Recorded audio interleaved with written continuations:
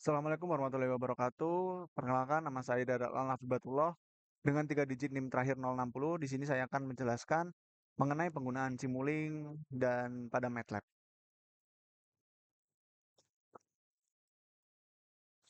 Nah, di sini pada dalam diagram Simulink ini kita melihat perbandingan antara dua strategi kendali yang berbeda yang diterapkan pada model motor yang sama untuk menganalisis performa, transien dan stabilitasnya, yaitu speed dan arus, kecepatan dan arus. Nah, dari sisi yang sebelah kiri ini adalah input step. Di paling sisi kiri ini terdapat blok step input yang berfungsi sebagai sinyal, referensi atau kecepatan target yang kita inginkan. Lalu yang di sebelah sini adalah summing junction-nya, berfungsi untuk bandingan antara kecepatan referensi dengan kecepatan aktual di antara selisihnya. Lalu di sini ini perhitungan matematika dari transfer function-nya, yaitu sinyal error kemudian diproses oleh blok fungsi transfer sebelum dikirimkan sebagai perintah tegangan ke motor. Nah, di diagram ini kita menggunakan fungsi transfer yang pertama itu 44S plus 44 per S plus 0,01. Nah, controller ini memiliki pole yang sangat dekat dengan titik asalnya, yaitu S sama dengan minus 0,01 yang mengindikasikan karakteristik mirip dengan kontrol PI, yaitu proportional integral, untuk menghilangkan steady state error. Lalu untuk yang di bawah ini menggunakan fungsi transfer 160.000 second plus 5.6 per S plus 1035. Kontrol ini kemungkinan besar dirancang untuk memberikan respon yang jauh lebih cepat dan kuat terhadap beban, meskipun memerlukan tegangan input yang lebih tinggi juga.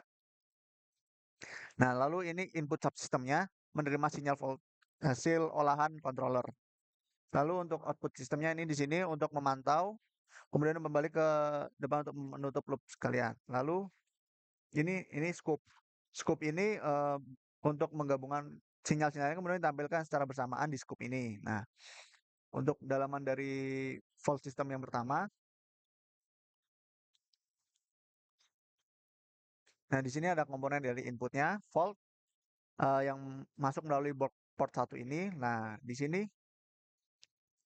untuk outputnya ada di speed.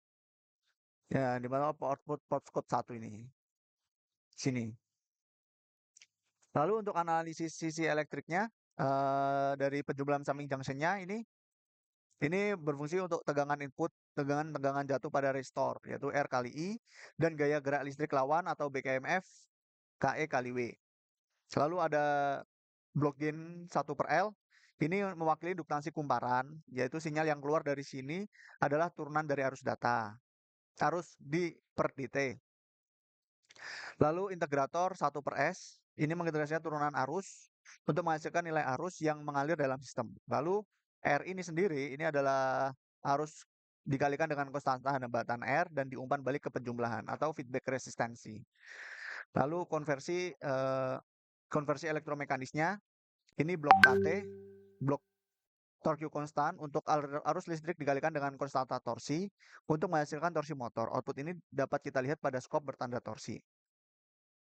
Nah, lalu untuk back EMF konstanta, kecepatan motor diumpan balik ke sisi elektrik sebagai tegangan lawan yang sebanding dengan kecepatan motor.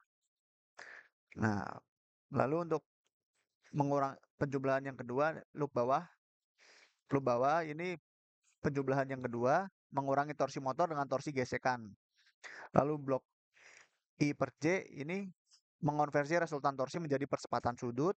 Lalu I per S mengubah percepatan menjadi kecepatan sudut juga.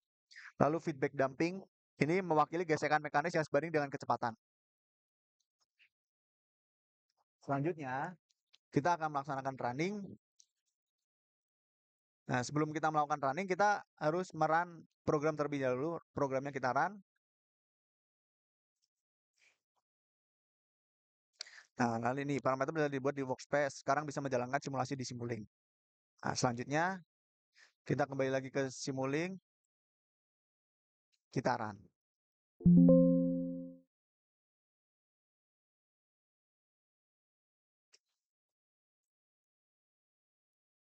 Di sini hasil menunjukkan untuk kecepatannya naik dengan cepat dan lalu berjalan dengan konstan. Sret. Lalu untuk arusnya sendiri naik secara perlahan dan berjalan dengan perlahan juga. Baik, sekian dari saya. Terima kasih. Wassalamualaikum warahmatullahi wabarakatuh.